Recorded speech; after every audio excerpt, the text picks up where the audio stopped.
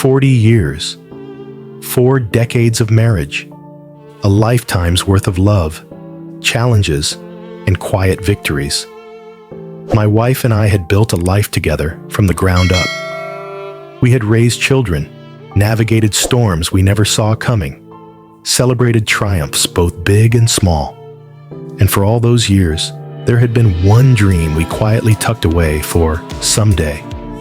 That dream was simple, yet everything to us. A once-in-a-lifetime anniversary trip, just the two of us. Somewhere far from responsibility, far from routine. A place where we could shed the weight of all the roles we had carried. Parents, workers, caretakers, and simply be who we were at the very beginning. Husband and wife. We had chosen the perfect destination. Romantic, peaceful, designed for couples, not families. We'd been planning it for years, down to the little details. Where we would stay, the view from our balcony, the walks we would take at sunset. This wasn't just a vacation. It was a celebration of surviving and thriving together through the unpredictable decades. Then Jane found out. Jane, our youngest child, our only daughter. She's grown now, with a husband and 2 young children. She has always been the one my wife finds hard to say no to. Maybe it's because she's the youngest. Maybe it's because she's our only girl. Whatever the reason, my wife's soft spot for her is deep. When Jane heard about our plans, she didn't ask if she could come along. She told us she and her family would join us. At first, I said no. I told her this trip was just for her mother and me, that it was special. But I could hear the hurt in her voice.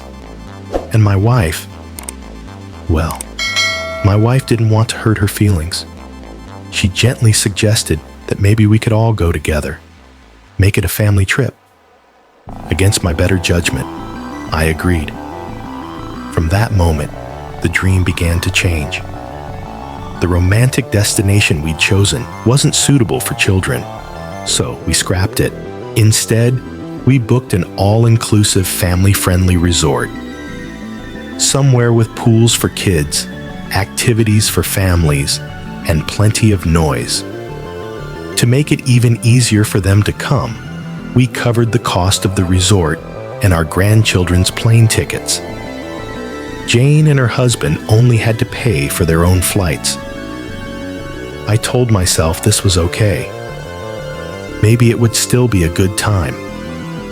Maybe the joy of being with family would outweigh what we were giving up. But as the days passed, I couldn't shake the feeling that something was wrong. This was supposed to be our milestone trip, our moment. And now, instead of walking barefoot on a quiet beach at sunset, I imagined being woken up by the sound of kids fighting over breakfast cereal. Instead of late-night conversations over wine, I pictured supervising bath time while my daughter and son-in-law had dinner alone. That's when it hit me. This wasn't just about a change in scenery. This was about losing something irreplaceable. We might never get another chance to do this. Money, health, and time are all fragile things, and they don't always wait for someday. If we didn't take this trip the way we dreamed it, I knew I would regret it for the rest of my life. So I made a decision, without telling Jane, without even telling my wife at first. I switched our tickets back to our original destination, the romantic, adults-only place we'd been dreaming about. I made all the arrangements quietly.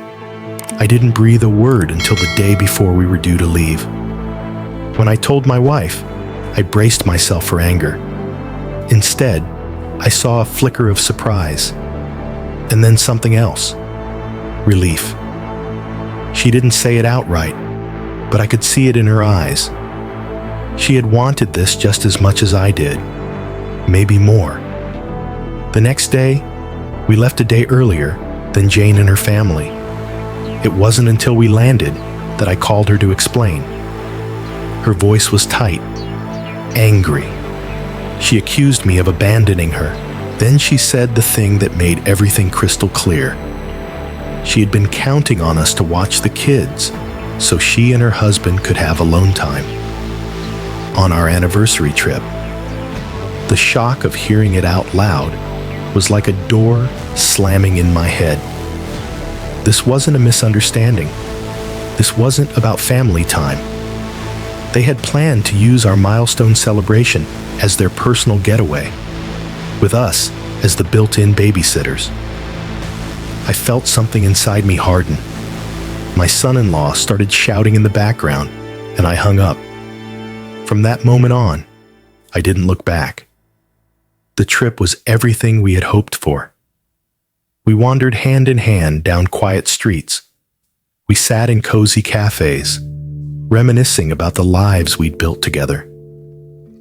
We took long walks on the beach, just talking, just being us.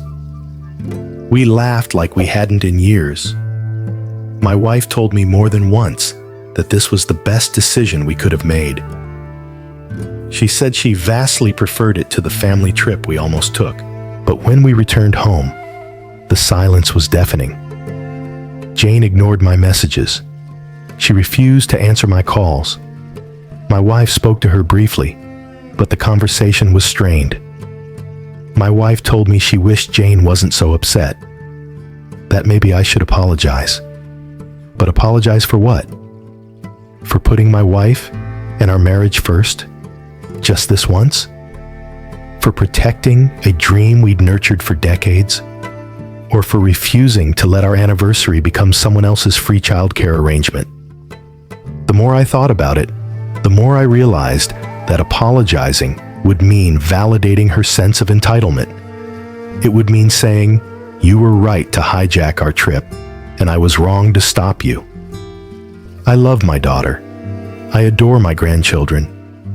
But I also love my wife, and I believe our relationship matters. 40 years of love, effort, and compromise should earn you the right to 1 week for yourselves. And yet, the rift between us is real. My wife wants peace. I do too, but I can't ignore the truth of what happened.